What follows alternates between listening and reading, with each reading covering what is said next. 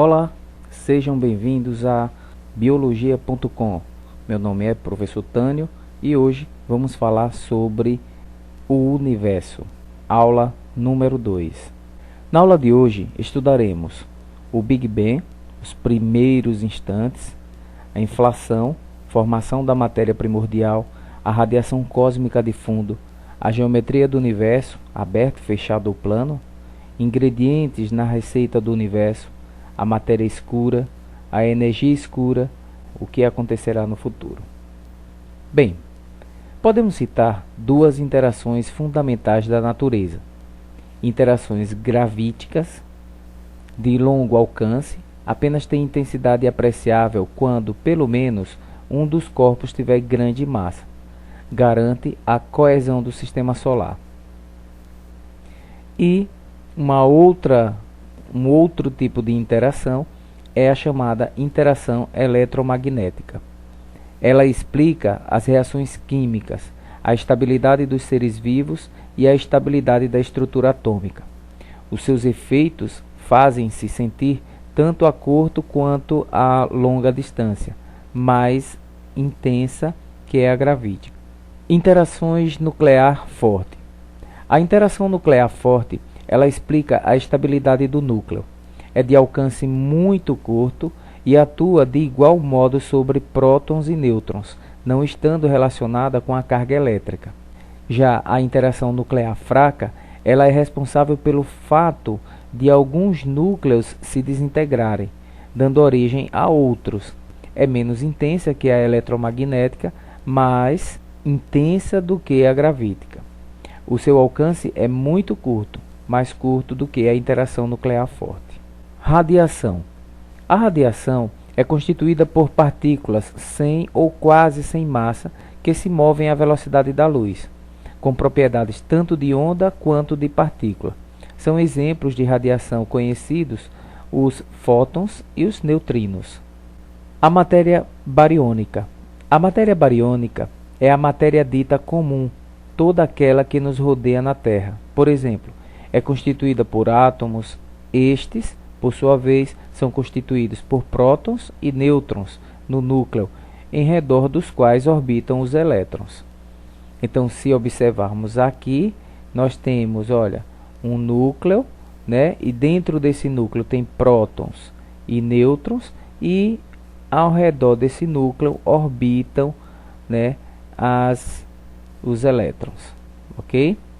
Bom, chegamos então à teoria do Big Bang, a teoria que fala sobre a origem do universo. Embora o termo Big Bang dê a ideia de uma explosão colossal, neste contexto não é esse o verdadeiro sentido da palavra, já que o próprio espaço explodiu de acordo com as últimas medições, inicialmente num estado inimaginável quente e denso, ter-se-á expandido, arrefecido, e a sua evolução originou estruturas cada vez mais complexas.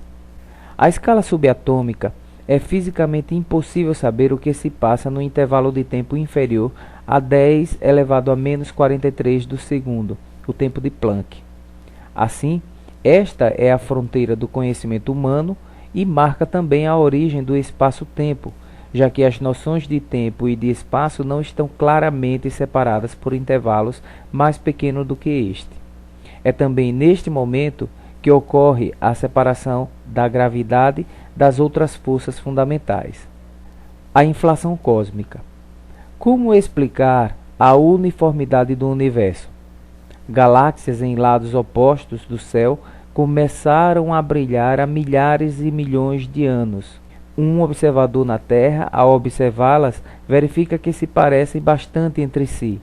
No entanto, a luz de qualquer uma delas ainda não chegou à outra. A resposta a esse paradoxo pode estar num momento remoto e fulcral na evolução do universo, a época inflacionária, que terá tido o seu início 10 elevado a menos 35 após o Big Bang. De acordo com a teoria da inflação de Alan Guth, a cada 5 vezes 10 a menos 35 segundos, a partir do então, o universo duplicou seu tamanho, tendo a expansão apenas abrandado passados 10 menos 32 segundos sobre o Big Bang. Nessa época, calcula-se que o universo fosse cerca de 10 elevado a 50 vezes maior do que antes da inflação. Na origem desta expansão terá estado a instabilidade da união entre as forças nuclear forte e eletrofraca, devido às temperaturas suficientemente baixas que foram atingidas. O excesso de energia que esta união encerrava libertou-se sob a forma de uma força de insuflação que fez expandir o universo. A completa separação destas forças terá marcado o fim da inflação.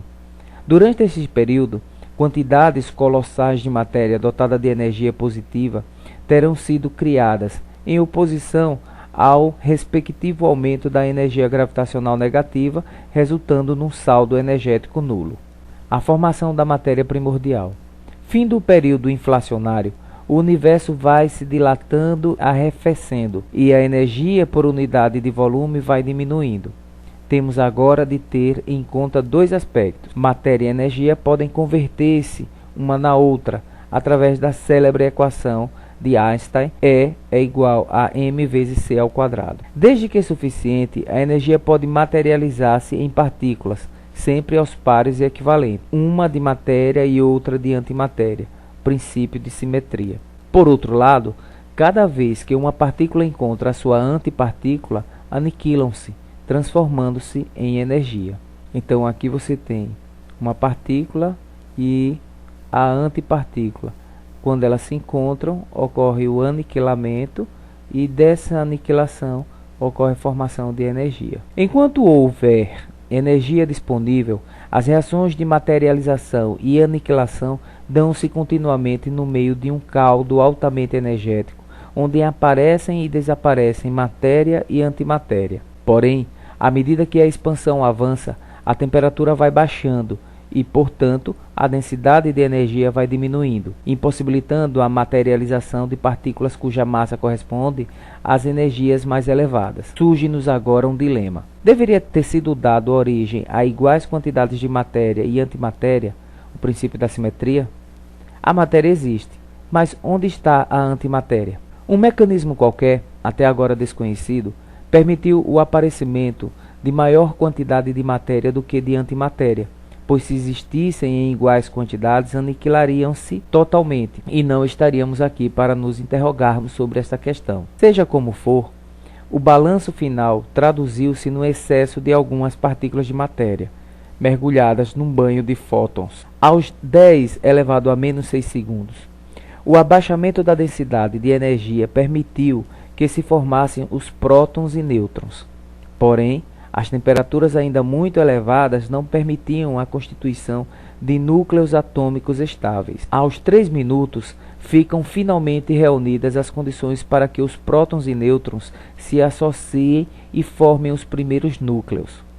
Nucleossíntese cosmológica. Como a temperatura continuava a baixar rapidamente, a nucleossíntese só pode continuar até aos 15 minutos. Formaram-se apenas os núcleos de deutério, que é formado por um próton e um nêutron, trítio, que é formado por um próton e 2 nêutrons, hélio, formado por 2 prótons, e hélio 3, formado por 2 prótons e um nêutron, e o lítio, formado por 3 prótons e 4 nêutrons. Os núcleos de hidrogênio haviam já sido criados, pois consistem apenas num próton.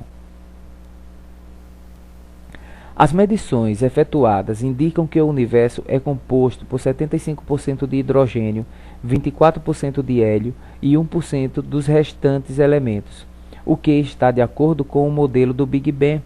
Temos assim mais uma evidência experimental a favor deste modelo.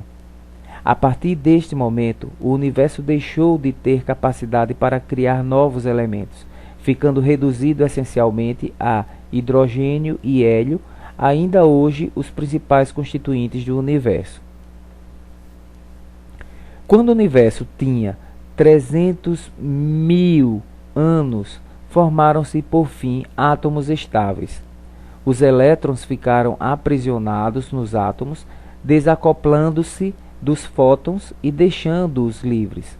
O universo, que até aí era opaco, porque os fótons estavam acoplados aos elétrons, tornou-se transparente. Todos os restantes elementos químicos que conhecemos foram formados e continuam a sê-lo muito depois no núcleo das estrelas, onde as temperaturas atingidas possibilitam novamente a ocorrência de reações nucleares. Somos, portanto, poeira das estrelas. A radiação cósmica de fundo. Ao aquecer um pedaço de ferro, este adquire várias cores, dependendo da temperatura atingida. Verifica-se que, depois de muito aquecido, vai arrefecendo até a temperatura ambiente, mas apresentando sempre um espectro contínuo, em que o comprimento de onda da radiação mais intensa é inversamente proporcional à temperatura absoluta. A este fenômeno dá-se o nome de radiação do corpo negro.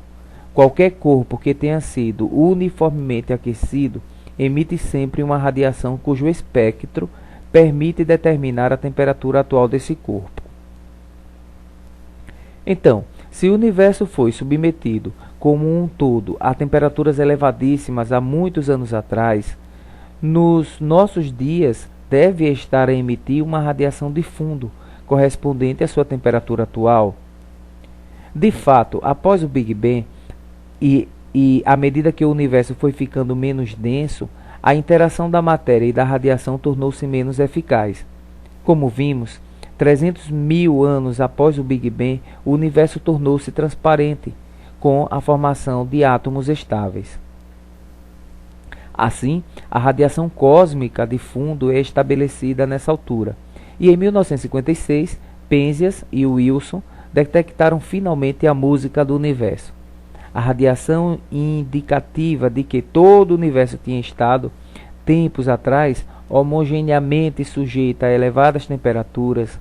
A análise deste espectro indica uma temperatura atual para o universo de 2,7 Kelvin.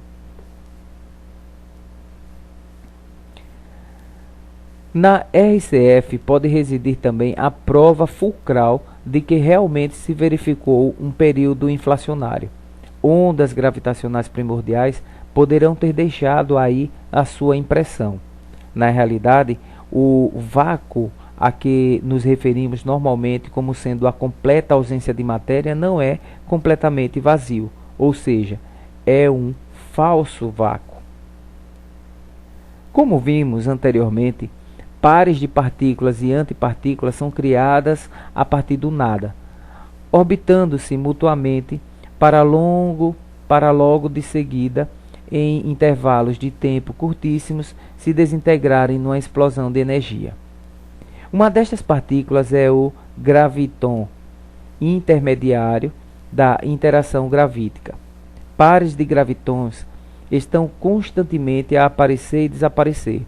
Porém, durante a inflação, estes gravitons terão sido separados muito antes de desaparecerem.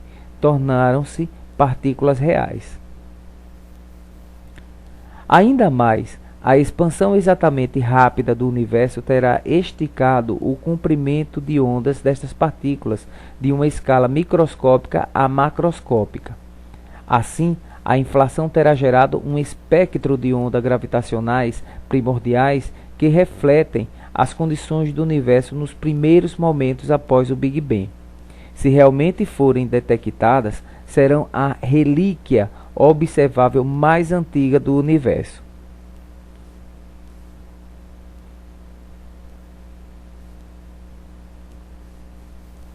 A geometria do universo. E aí, o universo é aberto, fechado ou plano?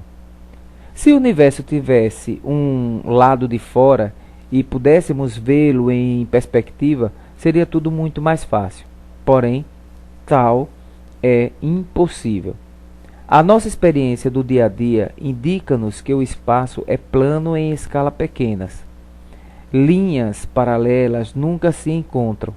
A soma dos ângulos internos do triângulo é 180 graus. O perímetro de uma circunferência é 2 vezes π vezes r. Porém, tal como estaríamos a incorrer num erro ao concluir que a Terra é plana só porque uma pequena área assim o parece, também é errado concluir que o espaço é plano em larga escala só através destas observações.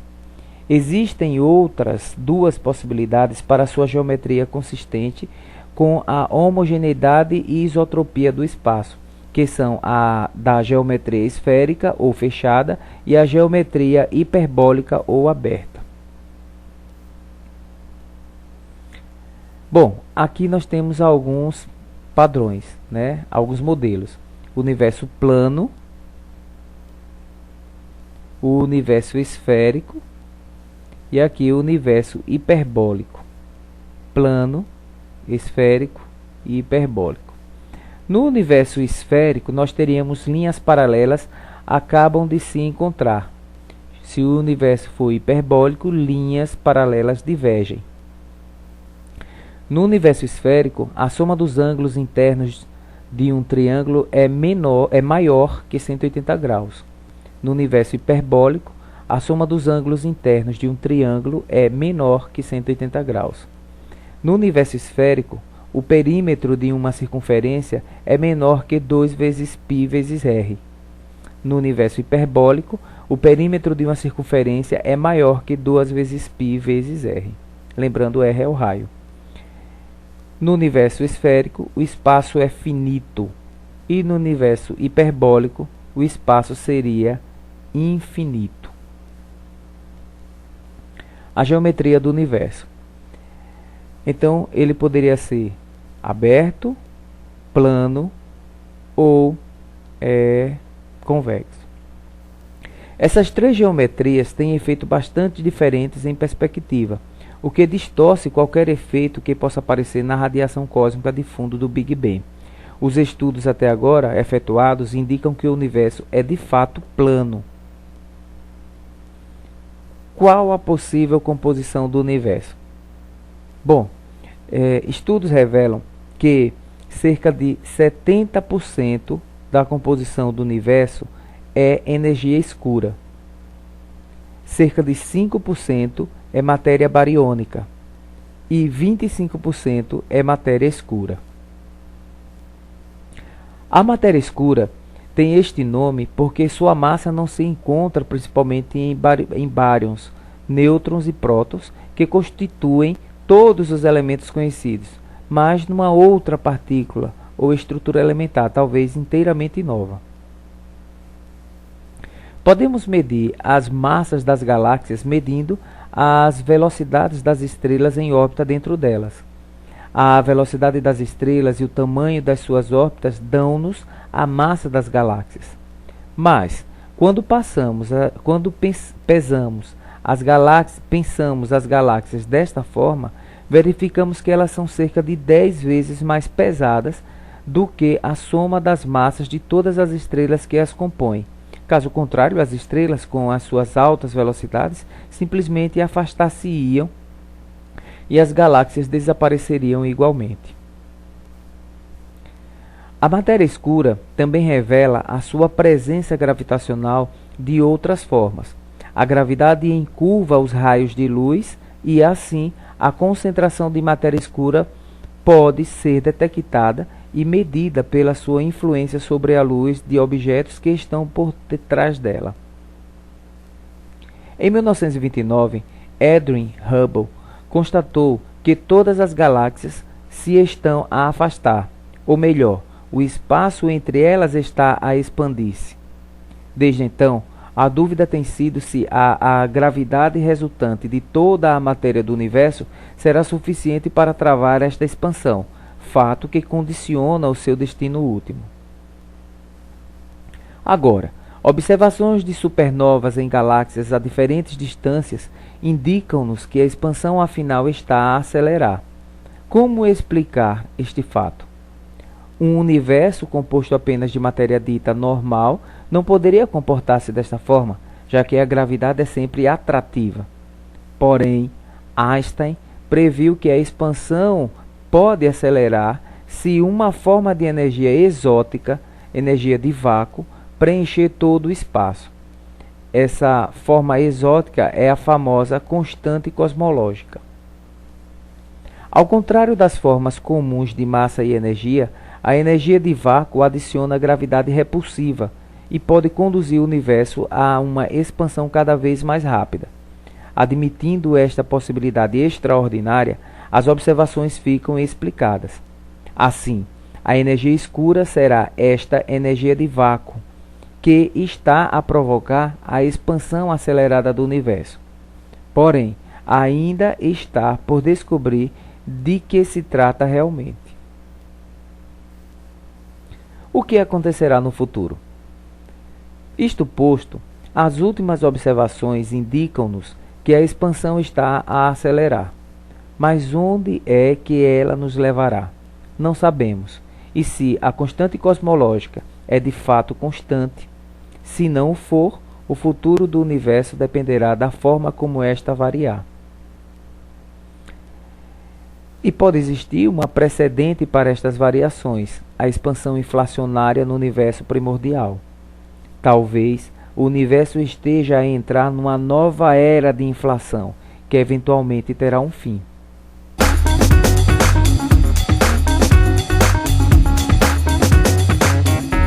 Então é isso, até a próxima. Este material foi produzido pela professora Marta Daniela Santos, da Escola Secundária Maria Amália Vaz de Carvalho.